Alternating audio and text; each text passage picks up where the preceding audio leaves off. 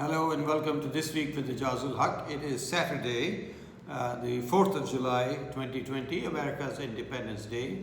Welcome to my YouTube channel and thank you for logging in. We have some important issues to discuss today.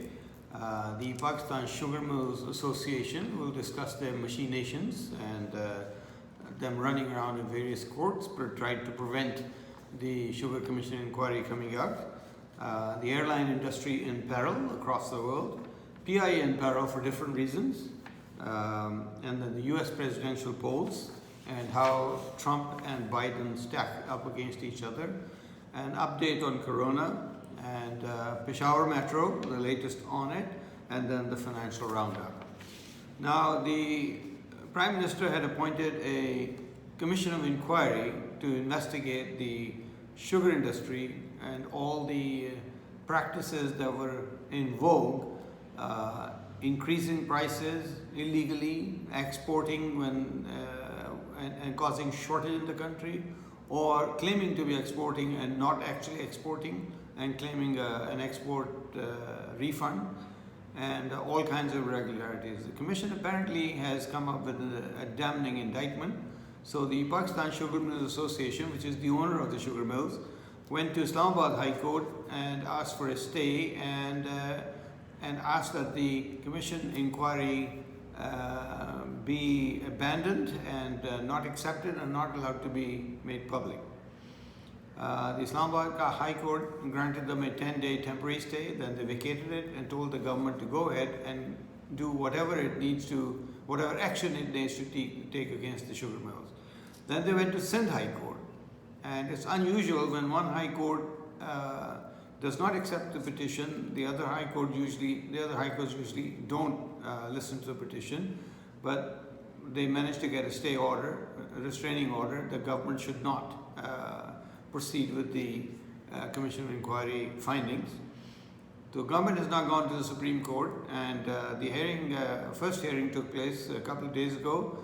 The next hearing, which is expected to be final, is on the 15th of July, and chances are that the Supreme Court findings will be the same as that of the Islamabad High Court, that whatever needs to be done should be done. And it's time to put an end to the sugar mafia in Pakistan, who've created artificial shorting of sugar, and also they're occupied a large area of land for sugarcane production, causing tremendous shortage of cotton, which is Pakistan's primary crop and primary industry as well, the textile industry. Anyway, moving on to the airline industry. Unions of British Airways saying that there is a dark and sinister element to the plan to cut 12,000 jobs out of 42,000 total jobs, i.e. 29% workforce.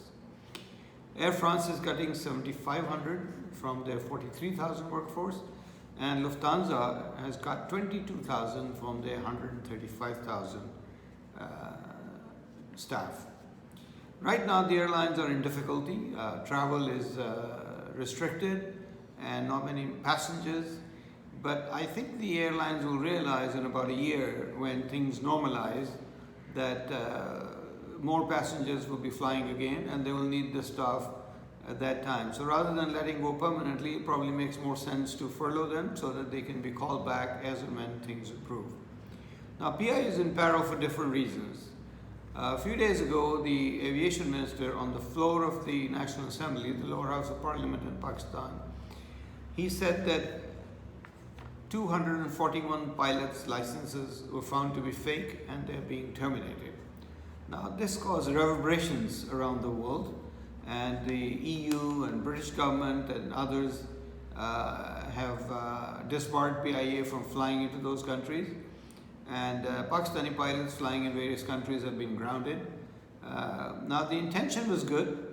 If there have been irregularities, my apologies, those need to be fixed, but it probably could have been handled much better rather than doing it this way. Secondly, those pilots who have excellent track record but have not completed their certification perhaps should be given a chance to get themselves certified by writing the exams. If they fail, then they should be terminated. But if they pass, then they should be allowed to come back. And also, in order to salvage the situation, all those pilots that are considered to have genuine documentation, they should be recertified immediately to assure the European Union, UK government and the others that PIA's pilots and other airlines pilots who are flying planes are perfectly in good standing. This faux pas has caused our Foreign Minister, Mr. Shah Mahmood Qureshi, to fight fires by speaking to the European leaders and British leaders and trying to assure them that PIA is safe and that their pilots are in good standing. But it has caused a fair amount of embarrassment to Pakistan and to PIA. Now on to the US presidential polls. Mr. Biden continues to lead the polls in all the polls. New York Times has him 14 points ahead, 50 to 36. Ipsos Reuters and Pew Research both have him 8 points ahead, 46 to 38. So not good chances for Mr. Trump, but then you never know, things change from week to week, and 8 or 12 or 14 points can wipe out in no time with one incident. And what remains to be seen is how Mr. Trump is going to fight this and try and remove this deficit. Now with Corona, just to give you an update, there are 212,000 cases in Pakistan and 47% recovery so far. The deaths are around 4,000. The interesting thing is that at the end of May, there were only 70,381 reported cases. But on June 15, i.e. in 2 weeks, the cases were 151,000, i.e. an increase of 114%. In the next 2 weeks, from June 16 to June 30, the increase was 40%. And working backwards from July 3 to June 20, that 2-week period, the increase is 29%. So there seems to be a clear indication that the rate of growth in coronavirus in Pakistan is declining, and that is a good thing. So hopefully this will continue, and then in the next in 2-3 months things will come back to normal. On the financial aspects, Government of Pakistan is considering appointing a financial advisor for the disposal of Roosevelt Hotel in New York, in Manhattan. This is a prime property which is owned by PIA. There have been various suggestions for leasing the property out, selling it outright, or forming a joint venture with the developer. However, personally, I do not feel that a joint venture is feasible because not many investors who would be expected to invest $1 to $2 billion would want to join hands with the government and have bureaucrats sitting on the board vetoing some of their decisions. So probably the best outcome is to sell it outright. I believe there's a planning permission to build a taller building, so a developer could buy it, invest that money, and then build whatever they think is most saleable. So this should be a good development for privatization once it takes off and is implemented, and it could provide PIA with some liquidity, badly needed liquidity. It could pay off some of his debt and also acquire some new aircraft. Now, India's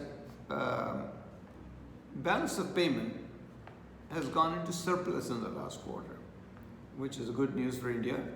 And India's foreign exchange reserves are now $500 billion. These are the 5th largest in the world.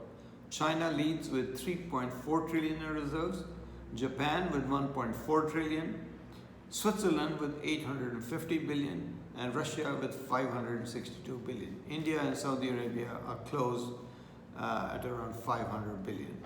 Now, round out with the financial market, generally good news. S&P 500 closed at 3130, up 4% of the week. Nasdaq closed at 10,207, up 4.7% of the week. FTSE was flat at 6157. Mumbai Sensex closed at 36,021, up 2.4%. Nikkei, the Japanese stock market, closed at 22,306, which was down by 1%, and Pakistan Stock Exchange PSX closed at 35,051, which was up 3.3% on the week. Thank you very much for watching my YouTube channel, and if you like this channel, please do subscribe. I need your encouragement. Also do comment and share the videos with your friends and contacts, and I welcome your suggestions. So I hope you'll subscribe, and thank you very much, and look forward to seeing you again next time. Goodbye.